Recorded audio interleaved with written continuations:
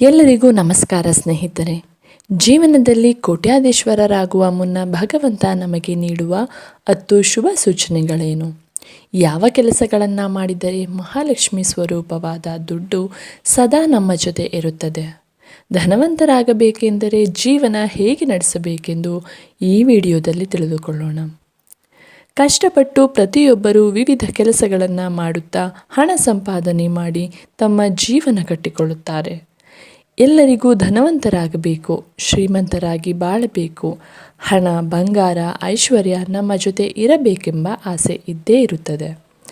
ಆದರೆ ಯಾವ ನಿರ್ದಿಷ್ಟ ವಯಸ್ಸಿನಲ್ಲಿ ಯಾವ ನಿರ್ದಿಷ್ಟ ಸಮಯದಲ್ಲಿ ದೇವರು ಹೇಗೆ ಮುನ್ಸೂಚನೆ ಕೊಟ್ಟು ಶ್ರೀಮಂತರನ್ನಾಗಿ ಮಾಡ್ತಾನೆ ಎಂದು ಯಾರಿಗೂ ತಿಳಿಯೋದಿಲ್ಲ.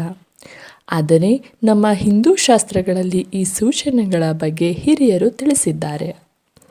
ಧನವಂತರಾಗಬೇಕೆಂದರೆ ಯಾವಾಗಲೂ ನೀರನ್ನು ಮಿತವಾಗಿ ಬಳಸಬೇಕು. ಸ್ನಾನ ಮಡಿ ಇತ್ಯಾದಿ ಕೆಲಸಗಳನ್ನು ಮಾಡುವಾಗ ನೀರನ್ನು ಹೇಗೆ ಬೇಕೆಂದರೆ ಹಾಗೆ ಪೋಲು ಮಾಡಿದರೆ ಲಕ್ಷ್ಮೀ ದೇವಿಯು ನಿಮ್ಮ ಜೊತೆ ಇರುವುದಿಲ್ಲ. ಏಕೆಂದರೆ ಸಾಕ್ಷಾತ್ ವಿಷ್ಣು ದೇವರು ಜಲದಲ್ಲಿರುತ್ತಾನೆ ಎಂಬ ಉಲ್ಲೇಖವಿದೆ. ಮಹಾಲಕ್ಷ್ಮೀ ದೇವಿ ನೀರಿನಿಂದ ಅವತರಿಸಿದಳು ಎಂದು ಪದ್ಮಪುರಾಣದಲ್ಲಿ ಬರೆಯಲಾಗಿದೆ. ಬೇಕಾಬಿಟ್ಟಿ ನೀರನ್ನು ಬಳಸಿ ಮತ್ತೊಬ್ಬರ ಬಳಕೆಗೆ ಇಡದೆ ಹಾಳು ಮಾಡಿದರೆ ಅವರಿಗೆ ಭಗವಂತನ ಕೃಪೆ ಎಂದಿಗೂ ಸಿಗುವುದಿಲ್ಲ. ಆದ್ದರಿಂದ ಆದಷ್ಟು ನೀರನ್ನು ಮಿತವಾಗಿ ಬಳಸಿ. ಇದರಿಂದ ಮಹಾಲಕ್ಷ್ಮಿ ಮಹಾವಿಷ್ಣು ಇಬ್ಬರ ಅನುಗ್ರಹ ಸದಾ ನಿಮ್ಮ ಜೊತೆ ಇರುತ್ತದೆ. ನೀರಿನ ಶಿಸ್ತಿನಿಂದ ಐಶ್ವರ್ಯ ನಿಮ್ಮನ್ನು ಹುಡುಕಿ ಬರುತ್ತದೆ. ಪುರುಷರಾಗಿರಲಿ ಸ್ತ್ರೀಯರಾಗಿರಲಿ ಹೆಬ್ಬೆರಳು ಹಾಗೂ ಕಿರುಬೆರಳು ಒಂದೇ ಸಮನಾಗಿದ್ದರೆ ಅವರು ಖಂಡಿತವಾಗಿ ಭವಿಷ್ಯದಲ್ಲಿ ಅಪಾರ ಸಂಪತ್ತು, ಸಿರಿ, ನೆಮ್ಮದಿಯನ್ನು ನೋಡುತ್ತಾರೆ ಎಂದು ಸಾಮುದ್ರಿಕ ಶಾಸ್ತ್ರದಲ್ಲಿ ತಿಳಿಸಲಾಗಿದೆ. ಯಾರಿಗಾದರೂ ಸರಿ ಹೆಬ್ಬೆರಳು ಹಾಗೂ ಕಿರುಬೆರಳು ಸಮವಾಗಿದ್ದರೆ ಜೀವನದ ಯಾವುದೋ ಒಂದು ಭಾಗದಲ್ಲಿ ಖಂಡಿತವಾಗಿಯೂ ಧನವಂತರಾಗಿ ಜೀವನವನ್ನು ನಡೆಸುತ್ತಾರೆ. ಪ್ರತಿನಿತ್ಯ ನವಗ್ರಹಗಳಿಗೆ ಪ್ರದಕ್ಷಿಣೆ ಮಾಡುವುದರಿಂದ ಜಾತಕ ದೋಷಗಳು, ನವಗ್ರಹ ದೋಷಗಳು ದೂರವಾಗಿ ಅದೃಷ್ಟ ಸಿಗುತ್ತದೆ. ಶನಿ ದೋಷ, ರಾಹುಕೇತು ದೋಷ, ಗುರು ದೋಷಗಳು ದಿನ ಮಾಡುವ ಪ್ರದಕ್ಷಿಣೆಯ ಫಲದಿಂದ ದೂರವಾಗುತ್ತದೆ. ನೀವು ಅಂದುಕೊಂಡ ಕೆಲಸಗಳಿಗೆ ನವಗ್ರಹಗಳ ಬಲ ಸಿಗುತ್ತದೆ. ವ್ಯಾಪಾರದಿಂದ, ಉದ್ಯೋಗದಿಂದ ಹೆಚ್ಚಿನ ಆದಾಯವನ್ನು ನೀವು ಗಳಿಸಬಹುದು. ದಾನಗುಣ ಇರುವ ಯಾವುದೇ ವ್ಯಕ್ತಿಯು ಜೀವನದಲ್ಲಿ ಧನವಂತರಾಗುತ್ತಾರೆಂದು ಶಾಸ್ತ್ರ ಹೇಳುತ್ತದೆ. ತಮ್ಮಲ್ಲಿರುವ ಸಂಪತ್ತಿನಲ್ಲಿ ಅಲ್ಪವನ್ನಾದರೂ ಆಗಾಗ ದಾನ ಮಾಡುವ ಸ್ತ್ರೀ ಪುರುಷರಿಗೆ ದೇವಾನುದೇವತೆಗಳು ಹರಸುತ್ತಾರೆ. ಇದರಿಂದ ಅವರ ಸಂಪತ್ತು ಕ್ಷೀಣಿಸದೆ ಮತ್ತಷ್ಟು ವೃದ್ಧಿಯಾಗುತ್ತದೆ. ಸೋಮವಾರ ಜನಿಸಿದವರು, ಶುಕ್ರವಾರ ಜನಿಸಿದವರು ವ್ಯಾಪಾರ ಕ್ಷೇತ್ರದಲ್ಲಿ ಜೀವನದಲ್ಲಿ ಸಾಧನೆ ಮಾಡಿ ಧನವಂತರಾಗುತ್ತಾರೆ. ಬುಧವಾರ ಜನಿಸಿದವರು ತುಂಬ ಮೇಧಾವಿಗಳಾಗಿರುತ್ತಾರೆ. ಅವರ ಮೇಧಾಶಕ್ತಿಯಿಂದಲೇ ಭೋಗ ಭಾಗ್ಯಗಳನ್ನು ಸಂಪಾದಿಸಿ ಶ್ರೀಮಂತರಾಗುತ್ತಾರೆ. ಹಣಕಾಸಿನ ಸಮಸ್ಯೆ ಯಾವಾಗಲೂ ಏಳಿಗೆ ಕಾಣಲು ಅಡ್ಡಿಯಾಗುತ್ತದೆ ಎಂದರೆ ಒಂದು ಬಿಳಿ ಕಾಗದದ ಮೇಲೆ ಇನ್ಫಿನಿಟಿ ಗುರುತನ್ನು ಬರೆದು ಪರ್ಸಿನಲ್ಲಿ ವ್ಯಾನಿಟಿ ಬ್ಯಾಗಿನಲ್ಲಿಟ್ಟುಕೊಂಡರೆ ಹಣದ ಪ್ರವಾಹ ಹೆಚ್ಚುತ್ತದೆ. ನೀವು ಇನ್ಫಿನಿಟಿ ಗುರುತನ್ನು ನೀಲಿ ಇಂಕಿನಲ್ಲೇ ಬರೆಯಬೇಕು. ಏಕೆಂದರೆ ನೀಲಿ ಬಣ್ಣವು ಅನಂತ ಚೈತನ್ಯದ ಸಂಕೇತ. ಇಡೀ ವಿಶ್ವದಲ್ಲಿ ಆಕಾಶವು ನೀಲಿ ಬಣ್ಣದ್ದಾಗಿರುತ್ತದೆ. ಸಮುದ್ರ ನೀಲಿ ಬಣ್ಣದಲ್ಲಿ ಕಾಣುತ್ತದೆ.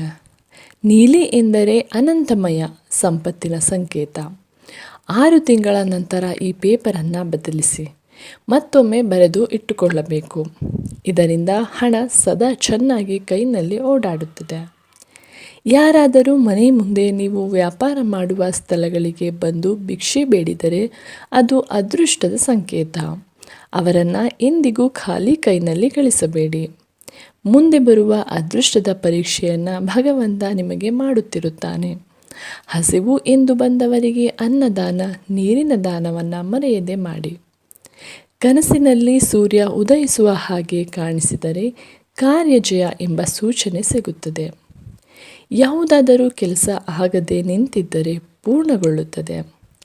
ಕನಸಿನಲ್ಲಿ ಚಂದ್ರ, ನಕ್ಷತ್ರಗಳು, ನವಗ್ರಹಗಳು ಕಾಣಿಸಿದರೆ ವಿಶೇಷವಾದ ಧನಲಾಭವನ್ನು ನೀವು ಪಡೆಯುವಿರಿ ಎಂಬ ಸೂಚನೆಯನ್ನು ನೀಡುತ್ತದೆ. ಎಲ್ಲ ಕೆಲಸದಲ್ಲೂ ಜಯ ನಿಮ್ಮದಾಗುತ್ತದೆ. ಅನಾರೋಗ್ಯ ದೂರವಾಗುತ್ತದೆ. ಕನಸಿನಲ್ಲಿ ನೀವಾಗಲಿ ನಿಮಗೆ ಗೊತ್ತಿರುವ ವ್ಯಕ್ತಿಗಳಾಗಲಿ ದೇಹಕ್ಕೆ ಗಂಧ ಹಚ್ಚಿಕೊಂಡಿರುವ ಹಾಗೆ, ಬಂಗಾರ ಧರಿಸಿರುವ ಹಾಗೆ, ಬಿಳಿ ಬಣ್ಣದ ವಸ್ತ್ರಗಳನ್ನು ಧರಿಸಿರುವ ಹಾಗೆ ಕಾಣಿಸಿದರೆ ಶೀಘ್ರದಲ್ಲೇ ನೀವು ಧನವಂತರಾಗುವ ಸೂಚನೆ ಈ ಕನಸಿನಿಂದ ನಿಮಗೆ ಸಿಗುತ್ತದೆ.